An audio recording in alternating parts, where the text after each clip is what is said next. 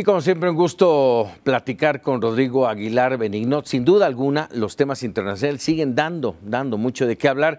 Y bueno, específicamente con el caso Trump y los Estados Unidos. Rodrigo, un gusto saludarte. ¿Cómo estás? Muy buenas noches. ¿Qué tal, Paco? Muy buenas noches. Dos temas, sin duda, a discutir. Uno, esta expulsión de más de 100 funcionarios rusos de diferentes partes del mundo, generada por este asesinato, el envenenamiento de un exespía y de su hija.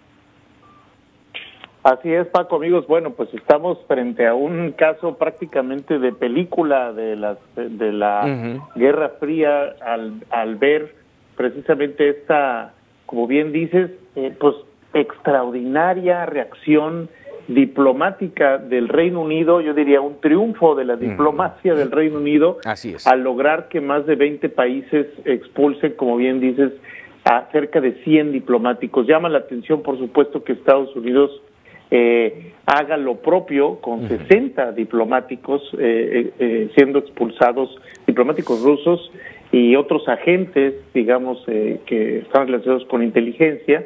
Estaban entre la embajada de Rusia en Washington y la misión en Nueva York. Pero lo importante también es otros países que hicieron lo propio, como Dinamarca, como Holanda, Suecia, etcétera, Italia, Irlanda. Entonces, yo lo podría catalogar como un triunfo de la diplomacia, digamos, británica al hacer que estas, digamos, naciones del hemisferio occidental lograran expulsar diplomáticos rusos en sus embajadas en claro desafío a estas políticas, digamos, de intervencionismo, Así es, de desestabilización de parte de Rusia, de las, digamos, instituciones que ha fundado el hemisferio occidental. ¿Marcará de alguna manera el retorno de la Guerra Fría, Rodrigo? Yo creo que sí, pero con otras agravantes, como el ciberterrorismo, mi querido Paco, sí, y otras agravantes como lo es precisamente la utilización de medios electrónicos para desestabilizar procesos de votación. Ya lo vimos el año pasado en Países Bajos, al prácticamente retirar los sistemas de votaciones electrónicos por miedos a, digamos, a incidir en los resultados electorales. Efectivamente, Paco, yo diría que es una Guerra Fría 2.0, por decirlo así, por el componente tecnológico y obviamente por lo que hay en juego y por la interacción y lo global que podría ser esto, ¿no? Sí, yo sí, siempre lo he comentado en tu programa. Así Rusia es. Me parece ahora una amenaza, digamos, más grande que en la Guerra Fría, precisamente por eso, porque está en nuestras casas, está en nuestros servidores, y es todavía más peligroso. Ese es en el aspecto macro de lo que está ocurriendo en el mundo. Pero ya en lo interno, en los Estados Unidos, me tocó en suerte este fin de semana estar presente en alguna de las marchas en contra de las armas en los Estados Unidos, que sigue creciendo, pero a mi juicio no tendrá un final feliz.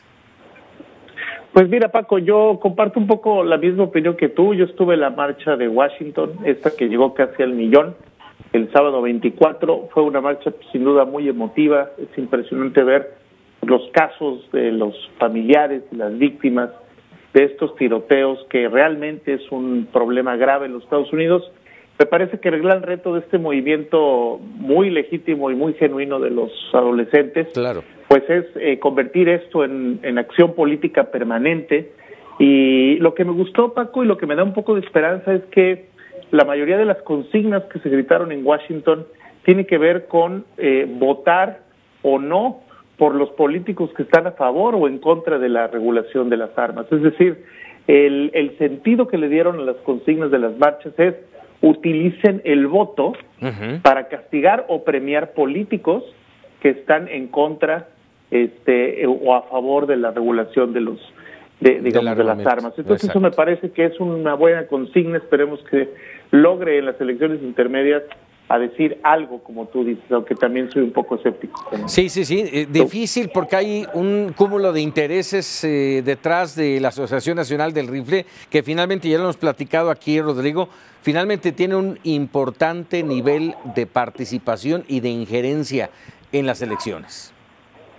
Así es, Paco, y por supuesto el hecho de que la segunda enmienda, este derecho constitucional a la aportación de armas sea un tema tan sagrado en los Estados Unidos, tan importante y tan defendido por millones de estadounidenses, eso lo hace todavía más difícil y más polémico la regulación de las armas. ¿Cómo estará tomando la administración Trump estas protestas? Mira, al principio tú viste las reacciones, han sido bastante flácidas por parte del presidente, por parte del Ejecutivo. En realidad quien tiene que actuar al respecto es el Congreso de los Estados Unidos, no necesariamente el Ejecutivo, es decir, Trump.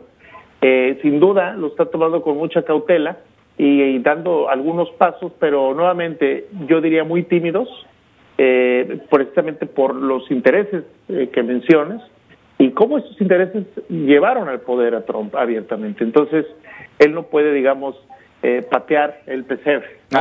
Como dicen en México. Así es, así es. Rodrigo Aguilar, como siempre, un gusto platicar contigo. Muchas gracias. Gracias, Paco. Buenas noches. Muy buenas noches.